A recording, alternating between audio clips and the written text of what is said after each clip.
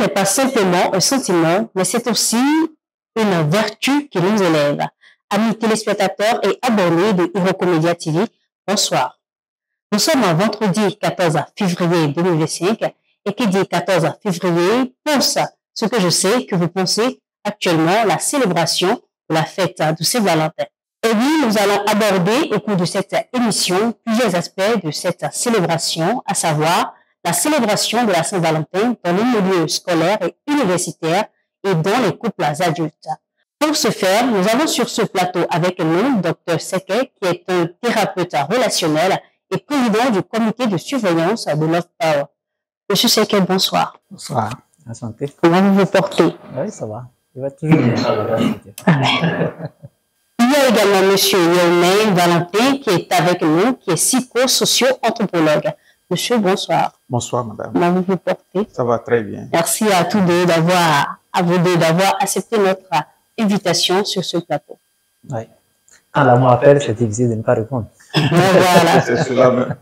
Alors, comme je le disais, on parle aujourd'hui célébration de la Saint-Valentin et au prime abord, nous allons faire un tour la veille pour recueillir pour vous l'avis des uns et des autres sur le sujet.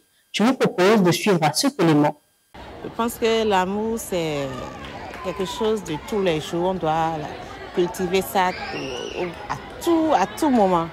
On n'a pas besoin d'attendre la Saint-Valentin ou je ne sais quoi. Non, non, pas du tout.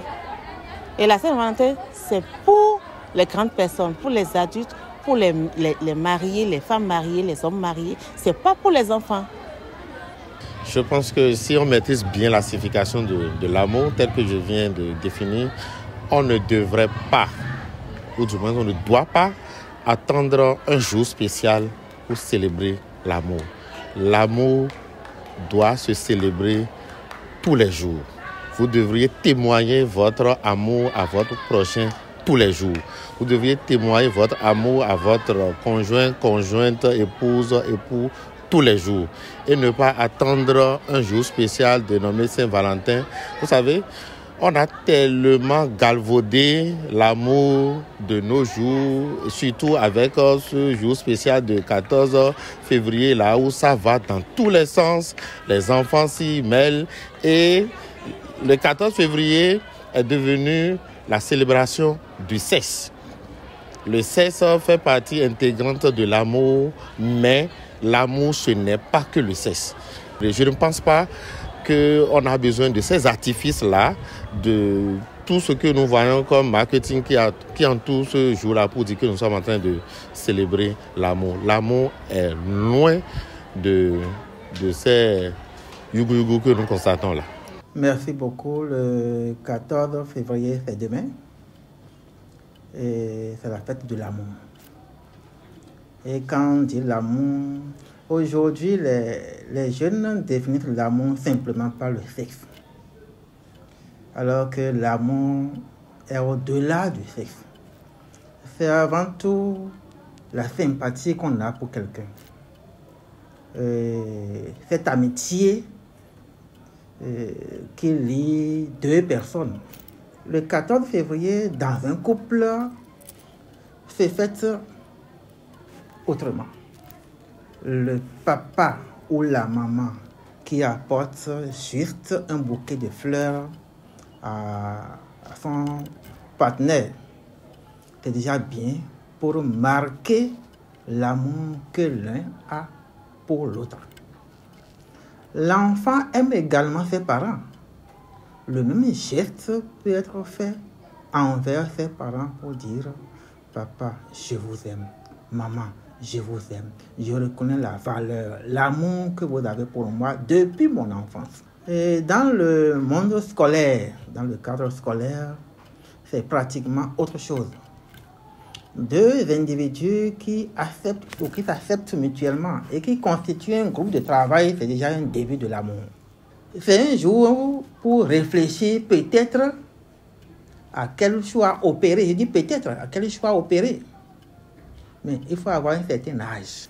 Donc, de façon résumée, le 14 février est un jour pour célébrer l'amour, pour célébrer la valeur qu'on a pour son être, pour son partenaire ou pour sa partenaire. Non, non, non, pas du tout. Et la preuve, chaque jour, je lui prouve mon amour. On s'offre des cadeaux, je lui offre, vice-versa. Et on prouve son amour tous les jours. C'est pas juste à la Saint-Valentin. Pour ceux qui s'aiment, bon courage à vous et heureux ménage à ceux qui sont mariés et ceux qui sont en début de relation. Très bonne chance à vous. Saint-Valentin, c'est pour les couples. Et c'est pour faire des surprises à nos gars ou à nos copines. Bon, en tant que couple normal, pour fêter la Saint-Valentin, avant la Saint-Valentin, peut-être le 13, c'est une top chic entre couples. On doit faire photo de couple et montrer que c'est nous la titulaire. Moi, je crois qu'en tant qu'un petit ami, un petit amoureux, nous devons offrir un présent à celui ou celle qu'on aime. Nous devons lui faire plaisir parce que la Saint-Valentin, c'est aussi une fête des amoureux, comme l'on se dit. Et il faut offrir quelque chose qui pourrait faire plaisir à sa copine. En tenant compte de nos moyens, nous pouvons lui donner des biscuits, des bonbons, des petits chocolats, tout ce qui pourrait lui faire plaisir. Et des petits, des petits câlins, tout et tout. Je crois que tout ceci pourrait la faire plaisir et la rendre plus heureuse. Bon, au cours de la fête du Saint-Valentin, on peut offrir à sa petite amie des cadeaux, des bijoux, des colliers et des friandises. Certaines personnes disent que l'amour, ce n'est pas pour les enfants, surtout les élèves. L'amour, c'est autorisé à tout être humain. Pour la Saint-Valentin, c'est la fête des parents, la père pour la mère. Même pour les enfants, c'est que d'acheter des cadeaux qu'ils sont en relation pour elles se aiment eux-mêmes. Moi, ma question. Nous voilà donc de retour sur ce plateau. Et pour commencer, faisons un peu d'histoire. Est-ce que vous pouvez nous dire, je m'adresse à vous, monsieur Yéhoume Valentin, vu que vous êtes Valentin, on commence à voir par vous. Faisons un peu d'histoire. Est-ce que vous pouvez nous rappeler l'historique de la Saint-Valentin? Merci, madame. Bon, pour quelqu'un comme moi qui s'appelle Valentin et qui est vraiment Valentin, qui est né le 14 février, et dont la femme aussi est née le 14 février, donc nous célébrons notre anniversaire. Madame aussi? Madame aussi est née le 14 février. Merci. Et je profite pour la saluer. Elle s'appelle Elisabeth. Et nous, on a le privilège d'être mariés et d'être ensemble maintenant. Ça fera 32 ans en avril prochain. Oui. Dites pas que je vous interromps. Est-ce que vous n'êtes pas marié le 14 février? Non, en notre temps, le 14 février n'était même pas célébré. Voilà. Donc, je ne savais même pas qu'elle était née le 14 février. Je l'ai su à environ 6-9 mois de notre mariage. Peut-être que si je le savais, j'allais réfléchir encore. C'est un appel absent. Je ne savais pas, elle ne le savait pas non plus. On était à quelques mois du mariage quand on s'est rendu compte qu'on est nés tous on a le même jour d'anniversaire. Ok. Bon, quand on parle de Saint-Valentin, l'histoire fait appel à un moine, un homme d'église, qui, à un moment donné, pour empêcher les jeunes d'aller à la guerre, marier les jeunes fiancés catholiques, et les marier en cachette. Or, quand quelqu'un est marié, on ne peut pas l'envoyer en guerre tout de suite. Et plus tard, le roi va se rendre compte, l'empereur va se rendre compte, et pour le punir, on va l'arrêter et on finira par le tuer. Mais si on remontait plus loin dans l'histoire, au Moyen-Âge, on va voir que c'était une fête païenne qui était célébrée le 14 février pour la fertilité et beaucoup d'autres petites choses comme ça. Donc voilà, si on peut résumer l'histoire, puisque nous n'avons pas beaucoup de temps, voilà ce qu'on peut dire de façon brève sur la Saint-Valentin. Le nom Valentin, et même Valens en latin, signifie vigoureux, saint, S-A-I-N, saint, S-A-I-N, donc quelqu'un qui est bien, donc c'est l'homme vigoureux, l'homme sain, l'homme en bonne santé. Si on veut définir ça comme ça, c'est ce qu'on peut dire. Merci beaucoup. Merci à vous, monsieur Yoma. Dites-moi, docteur Sirès, vous corroborez, vous allez dans le même sens, vous acceptez? Oui, bien sûr. Je ne saurais pas parler de Valentin plus que Valentin. C'est vraiment l'histoire de la Saint-Valentin, je vais dire attachée à ce contraste, j'avais dit. D'un côté, vous avez effectivement ce prêtre moine, qui est d'ailleurs devenu évêque à la suite, l'évêque de Terni, qui lui prônait déjà le Dieu unique, et évidemment, implicitement à propos de l'amour, il prônait vraiment l'amour éthique, et il encourageait les jeunes au mariage. Et surtout, comme il a dit, pour limiter les affres de la guerre, parce que l'empereur Claude II, en son temps, lui, il voulait plutôt les bras valides à envoyer en guerre. Il voulait renflouer son armée. Et c'est difficile d'arracher un jeune déjà marié pour l'envoyer en guerre. Donc, ça faisait comme un blocage à lui, son élan. Et donc, de l'autre côté, le prêtre, lui, il continuait son œuvre. Donc, du coup, finalement, il a été vraiment torturé, mis en prison et finalement décapité. Il a été décapité finalement ça, c'est l'histoire que en 268. Oui, il a été tué finalement en 268, avant d'être canonisé en 498, je crois. Bref, il y a ce volet, l'éthique dans l'amour, avec la bonne façon de le faire, donc jusqu'au mariage, que lui, il prônait, qui s'appelait Valentin aussi, évidemment. Et de l'autre côté, dans la Rome antique, comme il disait, mon second, il y avait cette fête païenne, on appelle ça la Lupercale. C'est en fait un festival dédié au dieu qu'on appelle Dieu de la fertilité et du mariage. Et à l'occasion, il fallait se vêtir de peau de chèvre. Et puis, les hommes se baladaient dans la rue, sérieusement, avec la peau de chèvre là. Si on te touche, c'est comme si tu es béni, que tu seras fait. Donc, les filles aimaient bien se laisser toucher par ces praticiens-là. Et vous comprenez qu'implicitement, ça a promu la dépravation. Parce qu'à l'occasion, j'ai vu coincer une fille dans un coin et tout. Bon, voilà, vous voyez. C'était vraiment ce côté désordre dans l'amour que la fête païenne, la Lupercale, développait. Ce qui arrange l'empereur parce que si les hommes à l'occasion se satisfassent par rapport à leur libido qui s'élève, c'est tant mieux. Il peut passer à autre chose. Non, pas d'engagement. Et donc, sauf que le père Valentin. Voilà, le père, lui, il faisait autre chose. Et donc, c'est comme ça, avec le temps et tout, l'Église a reconnu ça et l'a vraiment honoré en le faisant saint et tout. Mais il faut que reconnaître qu'il y a plusieurs Saint-Valentin. Hein. Mais quand on parle de Saint-Valentin de Terni, c'est particulièrement par rapport à la question de l'éthique dans l'amour et le mariage. Et donc, maintenant, aujourd'hui, il faut se demander ce que nous faisons à la Saint-Valentin. Elle, c'est vraiment pour honorer l'évêque de Terni, donc Valentin, le Saint-Valentin, ou plutôt un alibi pour manger l'amour. Voilà. Vous en parlez bien. Je voudrais vous demander aussi, qu'est-ce que vous pensez de la manière dont les jeunes ados, à l'image de la vidéo qu'on a eu à suivre tout à l'heure, perçoivent l'amour? Oui, bon, d'abord, je respecte le choix des uns et des autres, parce que même Dieu nous a fait libres, seulement que dans votre libre action, dans votre libre choix, vous assumez ce qui suit, quoi. Et donc, c'est mon premier mot d'abord, il n'y a personne à condamner, on observe, et quand l'occasion se permet, l'occasion s'offre, on donne ce qu'on peut donner comme conseil et tout ça. Sinon, en fait, aujourd'hui, à l'observation, et d'ailleurs, l'élément vidéo l'a illustré, on voit, quand on dit Saint-Valentin, on voit juste manger l'amour. Et comme c'est manger l'amour, avec le temps, mais un marché s'est développé pour offrir de quoi manger l'amour aux gens. Vous savez, aujourd'hui, c'est toute une industrie, que ce soit des fleurs, des cadeaux, de quoi faire la fête, les lingeries, tout, c'est devenu plutôt, il y a un volet commercial vraiment développé autour de la question de Saint-Valentin. Et puis, puisque aussi la jeunesse, en voulant découvrir ce monde-là, si les parents sont encore comme les nôtres, en son temps, ils mettent comme quelques barrières, quelques limites.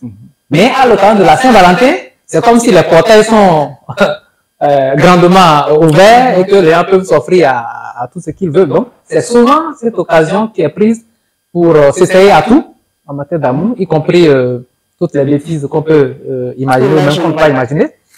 Et donc, du coup, est-ce que j'aurais dit que ces deux-là, ils pensent comme le temps, parce que comme on l'avait dit, monsieur Yaoumé, c'est ça, hein? Oui. En notre temps, je suis plus jeune que lui, mais moi aussi j'ai vécu ça, où quand on était jeune, il n'y avait pas de Saint-Valentin, ça ne veut rien dire. C'est récemment que on a commencé à voir qu'il y a un jour comme ça qu'il faut fêter.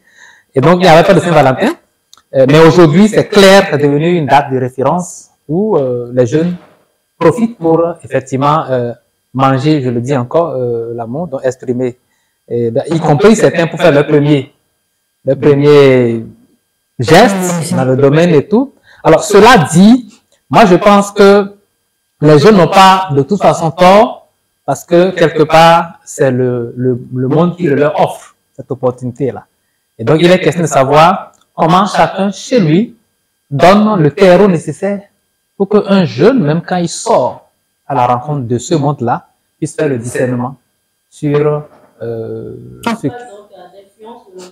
évidemment, l'influence de l'environnement externe, parce que qu'on le veuille ou non, la maison peut toujours offrir vraiment le minimum nécessaire, quitte à ce qu'au dehors, l'enfant essaie de s'en sortir. Monsieur me dit que Dr Siro a eu à dire que l'environnement influence ces jeunes-là. Ils sont à leur époque et puis ils profitent de ce qui est à leur disposition, la manière dont ils reçoivent les informations aujourd'hui. Mais est-ce que vous attestez, comment est-ce qu'on peut comprendre ce fait-là, qu'ils se sentent concernés? On parle quand même, on parle pas encore des jeunes étudiants, mais on parle des jeunes collégiens, donc ils sont dans la marge de 12 à 12, 16, 17 ans. Comment est-ce qu'on peut comprendre le fait qu'ils se sentent concernés par le 14 février? D'accord, merci beaucoup. Il y a vraiment une question par rapport à l'environnement. L'évolution de notre société nous pose des problèmes que nous n'arrivons pas à résoudre parce que nous ne nous sommes pas assez outillés pour le faire. Laissez-moi dire encore, quand moi j'étais encore beaucoup plus jeune, à l'école, vous voyez les jeunes filles avec les cahiers d'amour.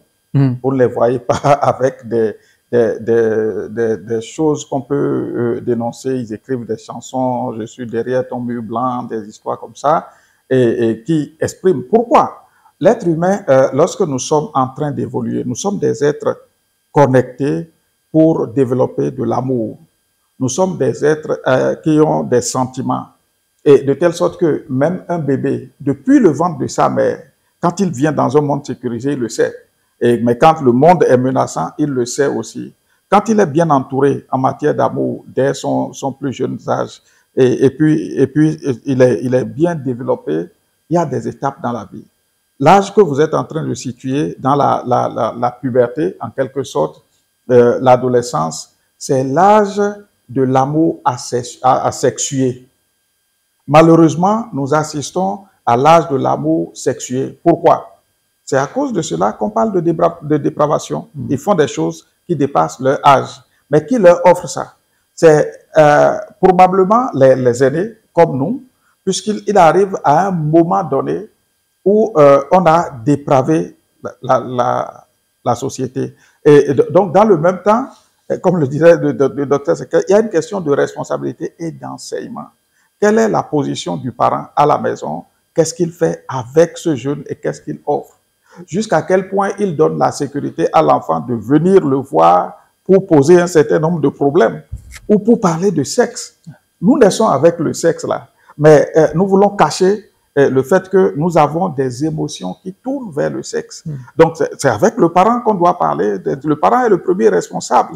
Et ce que nous disons là, maintenant, les standards sont en train d'être battus complètement. Et donc, par rapport à ces standards qui sont battus, la responsabilité des parents sont de plus en plus engagées. Il ne s'agit pas de tourner l'émission à la télé lorsque les gens sont en train de s'embrasser, parce que les enfants savent plus que vous n'en savez. Il ne s'agit pas de le gronder parce qu'il est concentré à regarder ça. Non, ils savent plus que ça, mais il faut l'interpeller et s'asseoir et discuter avec lui.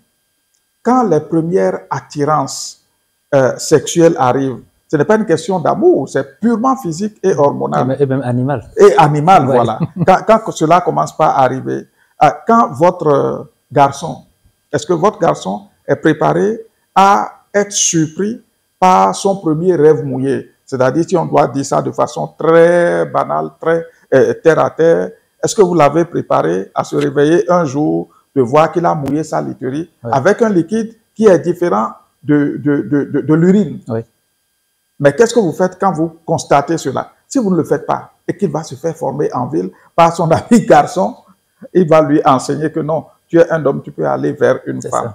Sans savoir de faire des choses. Oui, il va l'encourager et lui apprendre ça. Et si vous êtes pratiquant des relations humaines, des relations d'aide, des écoutes, vous allez vous rendre compte des vies qui ont été bousillées, quelquefois par des adultes, qui ont été bousillées par le fait que nous sommes restés silencieux, qui ont été bousillées par des adultes qui sont à côté de votre maison, qui vendent dehors, qui se présentent à votre fille comme gentille maman parce que maman l'a grondé dehors, mais vous ne lui avez jamais parlé.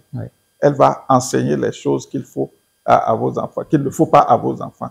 Excusez-moi, monsieur, cet aspect, loin de moi l'idée d'accuser les administrations dans les milieux scolaires.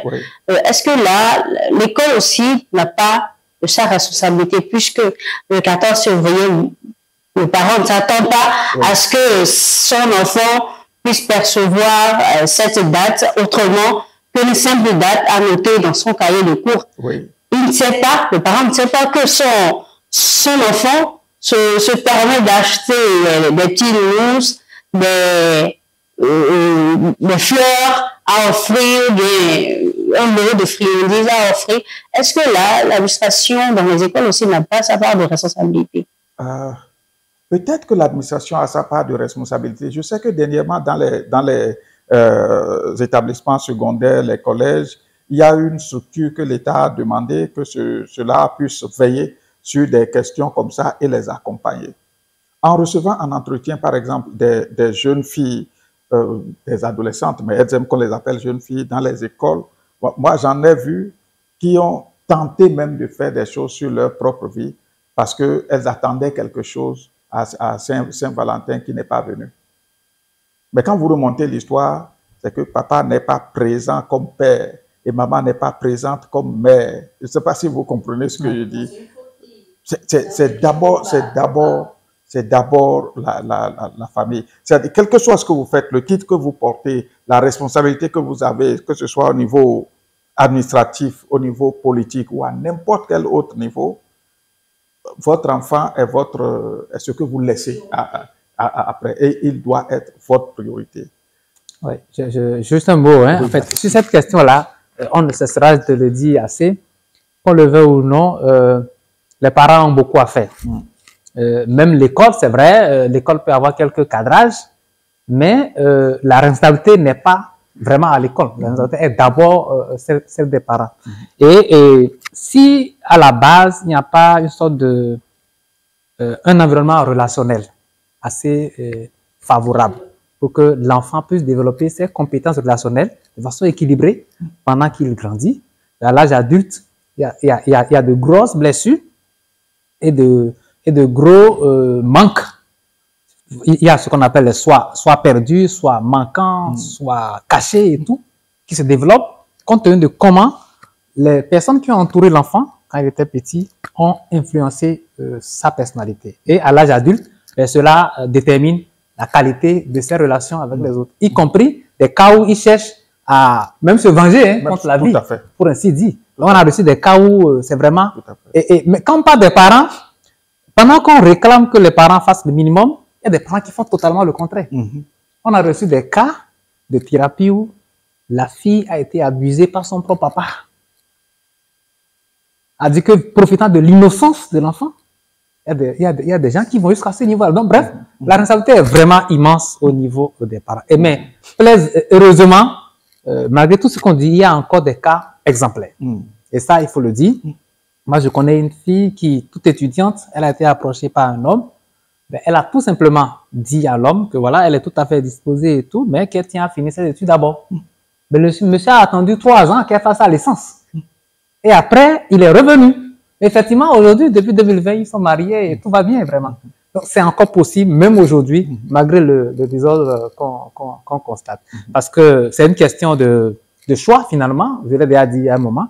Et c'est pourquoi, pour moi, les parents, ce qui a fait le plus important qui a fait, c'est d'apprendre, d'offrir la connaissance, d'informer les enfants, de sorte à ce qu'ils aient ce que j'appellerais le gendarme dans la tête, par rapport aux valeurs, par rapport à comment s'y prendre. Et donc, au moment opportun, il fait le choix en toute connaissance de cause. Et c'est ça que j'appelle le terreau, avoir un terreau minimum à la maison pour qu'après, il puisse vraiment s'en exprimer. Sinon, les plus belles histoires d'amour, c'est à l'école. Hein. C'est ça. La plupart des couples qui sont vraiment des exemples, c'est à l'école ça a commencé. Mais comme il avait dit, il y a des âges où la relation amoureuse n'est pas sexuée. En son temps, des exemples de gens que je connais, des couples qui ont réussi, je vais dire, leur vie de couple, ça a commencé à l'école, collège. Hein. Mais à ce moment-là, on oriente les énergies vers le travail, en amitié, en relation. Et le sexe, c'est plus tard. Donc, c'est encore possible. D'accord. Bon, on reste avec vous, puisque vous êtes l'expert en amour ici sur ce plateau. On écoute les réponses données par les adultes par rapport à la perception de l'amour, de la célébration de du 14 février, pardon. Est-ce que vous sentez que la flamme est toujours là? Les jours de 14 février, c'est la flamme est toujours là. Est-ce que vous sentez à travers la réponse que la flamme est toujours là, ou bien ils se permettent de célébrer le 14 Valentin tout comme bon, tout le monde? En fait, à ce propos, je voudrais d'abord déshabiller finalement la Saint-Valentin, parce que malgré tout ce qu'on peut en dire aujourd'hui, ce n'est pas de notre culture finalement. D'accord? C'est pas la peine d'organiser tout l'amour autour de la Saint-Valentin. Au contraire, il y a même peut-être de nos traditions, des occasions qui sont plus indiquées, plus favorables à cela. Alors, cela dit, c'est l'embarquement de la société actuelle qui nous a amené à se retrouver à vraiment prendre la Saint-Valentin comme le cœur de la question d'amour. Et donc, ce qui se dit, ce qui se manifeste, ce qui se pratique, c'est vrai, ça ne peut pas être autrement, puisque l'industrie, justement, le leur offre. Dans beaucoup de cas, Saint-Valentin peut être une occasion pour quelqu'un de faire la soirée aux chandelles avec sa maîtresse. D'accord? C'est fait, hein, vite fait, bien fait, hein, avant qu'il ne rentre à la maison. Et pareil pour les jeunes élèves qui profitent de cette fête-là pour, même à l'école, se faire de petits rencarts bien intéressants et tout. Mais dans le même temps, pour des couples qui veulent prendre le côté Saint-Valentin réellement, le côté éthique, ben c'est certainement peut-être, je vais dire, le nouvel an de l'amour, on pourrait dire. Pour qu'on puisse faire un petit bilan, est-ce que dans notre relation conjugale, la flamme, le romantisme y est encore? Sinon, il faut le réveiller. Si oui, on a écouté quelqu'un tout à l'heure dire qu'aimer, c'est aimer avec ses blessures, ou plutôt en oubliant ses propres blessures. Oui, bon, en oubliant ses propres blessures, c'est une façon, je vais dire, amateur de le dire. Sinon, en fait, aimer, ce n'est souvent, je parle des mathématiques de l'amour, 1 plus 1, ce n'est ni 2, ni 1, pour dire le cours fusionnel, ça devrait être 3 en fait. 1 plus 1 doit donner 3 parce que c'est pas parce qu'on est amoureux qu'on devient une seule personne. Parce que s'oublier, c'est aussi pas, c'est pas vraiment ce qui est indiqué. Par contre, quand on est en relation amoureuse, il y a ce qu'on appelle l'espace entre vous deux, qui est en fait la relation, qui est comme un jardin. Vous pouvez planter de belles fleurs, vous pouvez mettre des ordures, selon le cas en tout cas, mais en retour, ce jardin alimente le soi de chacun. Donc, l'idéal de l'amour serait que deux personnes qui n'ont pas besoin d'être compatibles, parce que c'est la différence qui fait la richesse, s'engagent à intentionnellement entretenir l'espace entre, mais d'une certaine qualité qui leur permette de s'alimenter en retour de cet espace-là. Donc, c'est pas qu'il faut mourir pour l'autre, mais il faut pouvoir investir dans le pot commun pour que ce pot nous serve en retour à chacun. Parce que la relation est faite pour me permettre de m'épanouir, mais ce n'est pas la responsabilité de l'autre. C'est à moi de grandir de mes blessures, de me soigner de mes propres blessures, mais l'autre me crée un environnement qui m'aide, qui m'accompagne. Et c'est là le jardin dont je parle. Donc, je pense que c'est plutôt vers ça qu'il faut encourager les gens. Alors, docteur Yahweh, aujourd'hui, il est observé une certaine dérive dans la célébration symbolique de l'amour. Comme le docteur Siro le disait tout à l'heure, il y a l'aspect commercial des cadeaux qui sont offerts entre les compagnons. Et il y a les jeunes, surtout c'est observé au niveau des jeunes couples, fiancés, qui sont en amitié, qui continuent de s'observer, qui savent pas encore s'ils vont finir ensemble. Donc très souvent, ce sont les jeunes compagnons qui subissent cette pression-là, à savoir, voilà, ma compagne, ou plutôt ma partenaire, a reçu telle chose de quelqu'un qui lui fait des annonces, ses amis ont reçu telle chose. Est-ce que vous pensez que là, on est en train de sortir, ou plutôt on ne justifie pas le fait que ça soit pas, que cette fête, que cette célébration ne s'inscrit pas dans l'environnement de l'Africain? Ça ne s'inscrit pas du tout dans l'environnement de l'Africain. D'abord, quand on aime, la meilleure chose que l'on puisse donner, c'est soi à travers son cœur. Et c'est cela qui bâtit la confiance, qui permet à l'autre de savoir que nous sommes sur un bon chemin. Si nous donnons une valeur à notre amour qui est basé sur l'argent, sur ce que nous recevons, sur le prix de ce que nous recevons, et c'est que nous sommes en train de nous pousser à aller dans une relation commerciale l'un envers l'autre. Et cela juge de la valeur du mariage que nous allons bâtir demain, puisque vous avez parlé des fiancés. En réalité, quand on est fiancé, oui. Si vous me permettez, puisque l'homme africain, oui, il est formé dans la tête selon l'idée selon laquelle il doit pouvoir prouver qu'il est homme, qu'il a tel pouvoir. Donc, c'est ça qui est en train d'agir ici. Oui, mais quand vous suivez l'évolution de notre société avec tous les problèmes qui naissent autour de ça, en réalité, ce qu'on veut prouver dans notre tradition, si on veut rester dans notre tradition, ce qu'on veut prouver, c'est la capacité de prendre soin de sa femme. Et cette capacité-là, ça commence d'abord par la possibilité que vous avez de nourrir votre femme, de l'héberger et surtout de la défendre en cas de problème. Ce n'est pas d'abord basé sur l'argent.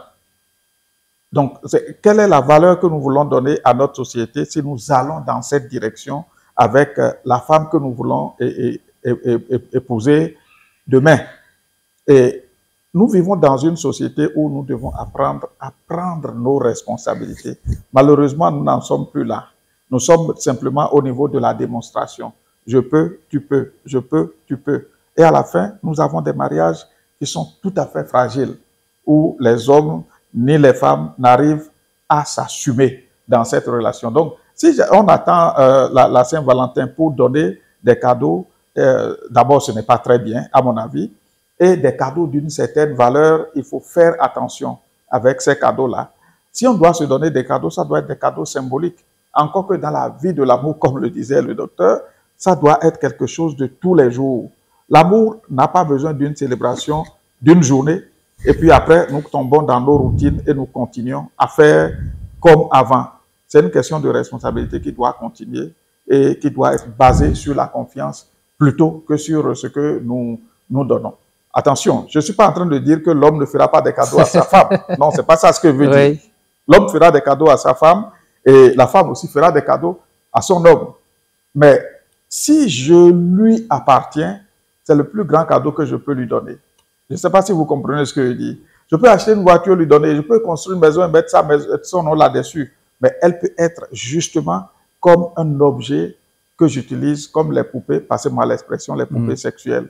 Juste que j'utilise et quand je finis, je jette. Quand j'en ai besoin une autre fois, je paye. Et elle sait que c'est la relation que nous avons bâtie.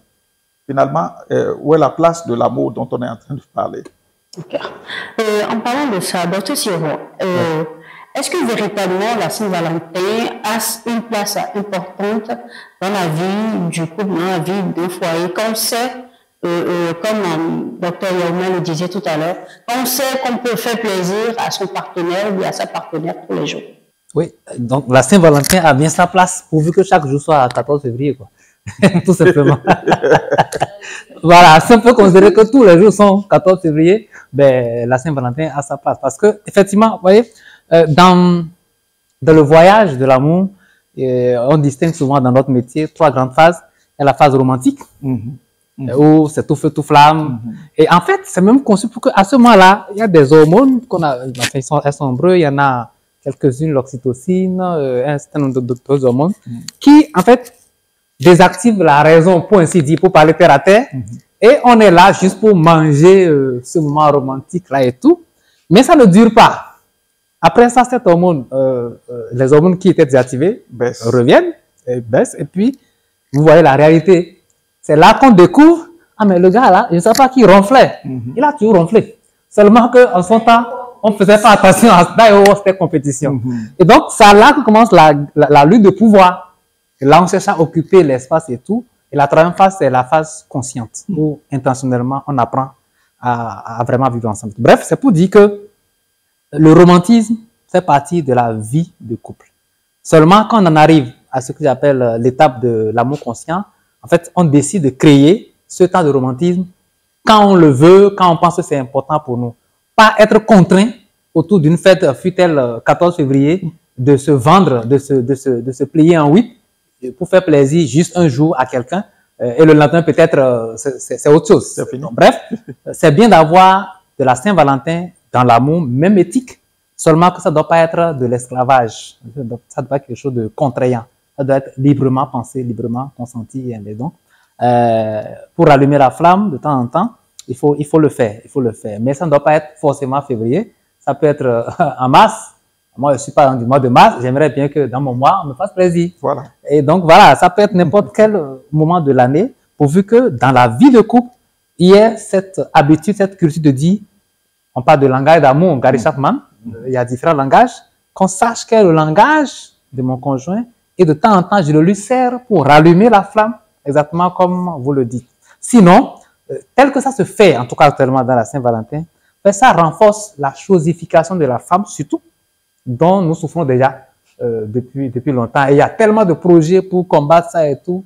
Mais bon, c'est dans de petites attitudes simples qu'on peut corriger cela et promouvoir donc autre chose que prendre la femme comme un objet sexuel, comme disait docteur Yeweme et tout.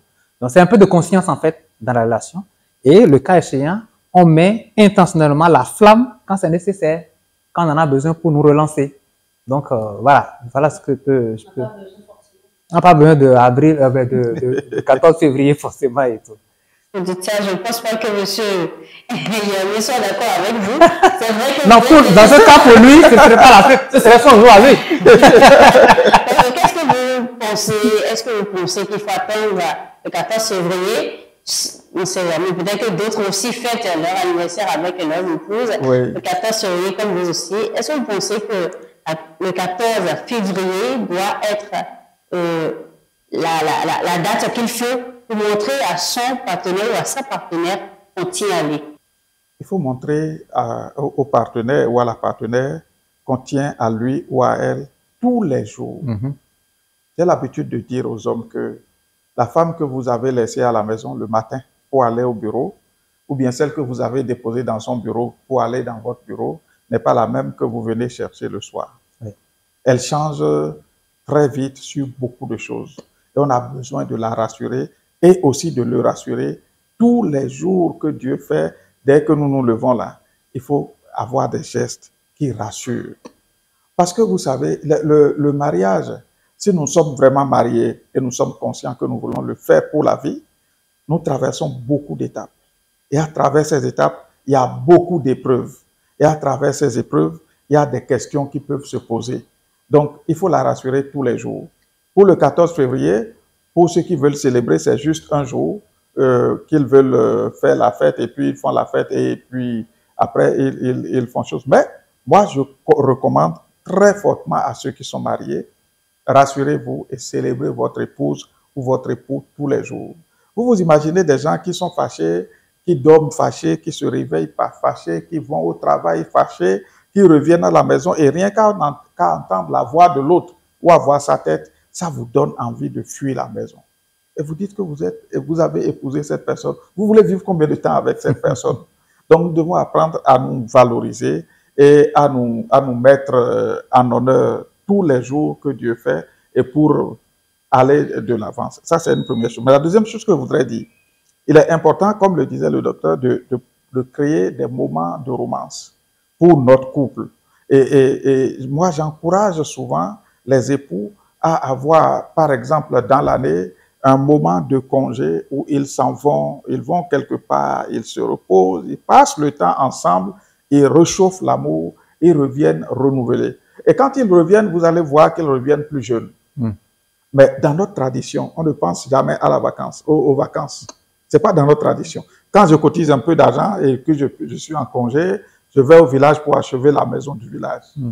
Et quand je pense à ça, une maison que peut-être je ne vais jamais véritablement habiter, mais ça porte quand même mon nom. Donc, créer des occasions pour être avec la personne qu'on aime, ça vous donne vraiment beaucoup plus d'espérance de vie et beaucoup plus de capacité. Ou alors créer votre jour dans la semaine, une soirée de quelques heures avec cette personne-là. Vous pouvez vous bouder, hein, mais quand vous êtes ensemble, les choses vont changer. Donc, c'est vraiment, vraiment important de pouvoir créer ça. N'attendons pas la Saint-Valentin pour faire la tradition. Ça ne nous servira pas. Et vous savez que dans nos traditions, l'amour, ça se chante. Moi, je suis un mari. Nous autres, on chante. Elle n'est pas les génies. Voilà, l'amour, ça se chante. Et regardez un paysan qui vient du champ avec sa femme. Il mettra la femme devant, qui marche devant lui. Il est tout le temps en train de l'observer. Et quand il vient à la maison, il est là. Quand la dame est en train de faire la cuisine, il est en train de l'observer. Et de temps en temps, il chante son nom, il la félicite, il dit des choses comme ça. Toutes les femmes aimeraient avoir un mari comme ça. Donc, c'est important de pouvoir rentrer dans tout ça.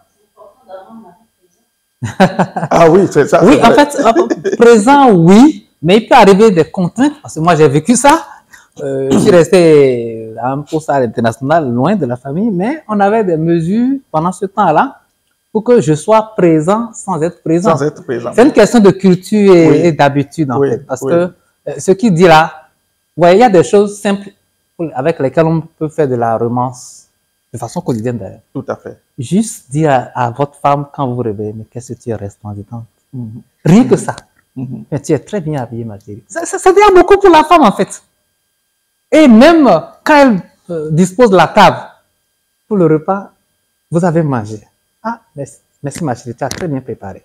C'est des trucs comme ça, de petites pilules qui... Et elle va se surpasser. Elle va se surpasser la prochaine fois. Elle va faire l'impossible pour vous après. Elle va faire des choses extraordinaires. Oui, en fait, c'est des choses que nous pratiquons, par exemple, avec nos enfants. Mais on oublie ça entre adultes. Ouais, quand notre enfant, il va à quatre pattes et il veut essayer de marcher, on l'encourage. Dès qu'il fait un, deux, il tombe, on dit bravo. Il est tombé, mais on a dit bravo. Oui. Et puis ça l'amène à chercher à faire plus. Mais en fait, aucun de nous n'a fini de grandir. Hein. Le bébé, l'enfant en nous est toujours là. Oui, oui. Et il a besoin d'être chéri, d'être... C'est juste ça qu'il faut comprendre. L'enfant en chacun de nous est toujours là. Il faut tenir compte de lui. Et les enfants, comme on le sait, aiment beaucoup l'appréciation, aiment être encouragés. Et puis, rien que ça, ça aide. Parce que quand vous le faites, au lieu de mettre votre énergie dans ce qui ne va pas, en fait, vous développez le muscle, comme il le disait, mort par rapport au stretching dans la relation. Mais par contre, les habitudes, c'est que souvent, dans un couple qui n'est pas encore divorcé, en fait, 80% de choses vont bien. Il n'y a que 20% qui ne vont pas bien. Mais c'est qu'on met toutes les énergies sur les 20% qui ne vont pas bien. C'est ça la loi de Pareto. Voilà, c'est ça la loi de Pareto, adaptée aux relations sociales. Et du coup, vous voyez, si les 80% sont abandonnés et que toute votre énergie c'est sur les 20%, quel courage la personne a de faire? Mais au contraire, vous éteignez son énergie, vous étouffez son élan. Tenant compte de ça, quel conseil vous pouvez donner à l'endroit de nos, quel message vous pouvez donner à l'endroit de nos jeunes et adultes, de nos petites sœurs, moi je vais les appeler petites sœurs, petits frères, qui célèbrent la Saint-Valentin et qui nous suivent à présent. Ok, je vais d'abord aux jeunes, je vais conseiller un seul truc, le slow sex. D'accord? Ils n'ont qu'à scroll down en fait à propos du sexe. Parce que le sexe et ce qu'on fait avec, c'est beaucoup d'énergie. Et quand on est jeune, on a besoin de l'énergie pour croître. On a besoin de l'énergie pour s'investir. Quand je dis croître, c'est aussi bien au sens propre qu'au sens de la formation professionnelle, des études, tout ça. Ils n'ont qu'à mettre leur énergie dans ces domaines-là. On peut être bien amoureux sans le sexe. Le temps d'apprendre à nous connaître, d'apprendre à... Parce que de toute façon, c'est pas l'amour qui brûle aujourd'hui, là. Et ça, c'est pas ça qui va vous garder jusqu'à la fin de vos jours. J'aime bien le dire aux filles, même qui disent, ah, j'ai dû céder parce que il m'a dit que s'il ne fait pas ça, il va me laisser tomber. Écoutez, même si vous lui donnez accès à votre sexe, c'est pas ça qui va l'obtenir. Et d'ailleurs, tous les hommes, y compris moi, aimeraient avoir une femme que personne n'a touchée le jour où il veut se marier. C'est naturel. Donc, aller au sexe, c'est pas une caution pour garder un amour solide. Donc, quelqu'un qui prend le temps de ralentir à propos du sexe et l'énergie correspondante là, donc à l'investir dans l'apprentissage, dans la formation, même dans une meilleure connaissance l'un de l'autre. Et nos cultures ont de beaux exemples par rapport à ça. Jusqu'à l'heure où je parle, chez moi au village, quand un jeune aime une fille, il ne se parle même pas, il ne se rencontre même pas. Le jeune va commencer par juste faire des actions. Aller au champ du papa de la fille pour l'aider à travailler, sans rien dire. Hein? Ou bien ses soeurs vont commencer par amener des fagots de bois à la maison, sans rien dire. Oui, et avec le temps, des mois, l'année et tout, c'est une tante qui va se lever un jour dit à l'autre côté. Vraiment, notre enfant est en train de voir quelque chose de bien chez vous là. Mais les deux ne vont même pas se parler. C'est plus tard que bon, les choses se confirment et tout, et on fait les cérémonies. Sinon, on n'a pas besoin d'être pressé avec quelqu'un avec qui on veut passer toute la vie. C'est pas, ça ne va pas. Il faut prendre le temps. Maintenant, côté pour ce qui concerne les grandes personnes, les personnes déjà en couple et tout, comme on l'avait déjà dit, c'est juste mettre un peu du positif dans leur quotidien, de l'appréciation, de la flamme, de la romance dans leur quotidien, tout simplement. Et ça ne coûte pas cher, mais ça rapporte gros. L'appréciation, ça ne coûte pas cher, ça rapporte gros. Et même nous, dans notre métier, quand on est en thérapie avec un couple et qu'il faut traiter d'une crise, d'une frustration, on ne commence pas par la frustration. On amène la personne à d'abord dire ce qu'elle trouve de bien chez l'autre. C'est ça qu'on travaille d'abord avant de dire, OK, j'ai quand même quelque chose que tu fais qui me frustre et je voudrais en parler. Là, la personne sait que ce n'est pas lui que tu rejettes, mais c'est une attitude de sa personnalité qui te crée problème. Mais souvent, on se comporte comme si la personne est devenue mauvaise. Ben, vous avez ce langage-là. Hein. Tu ne m'aimes plus, j'ai vu que tu ne m'aimes plus. Et pourtant, ce n'est qu'un seul élément, comme je l'ai dit, les 20%.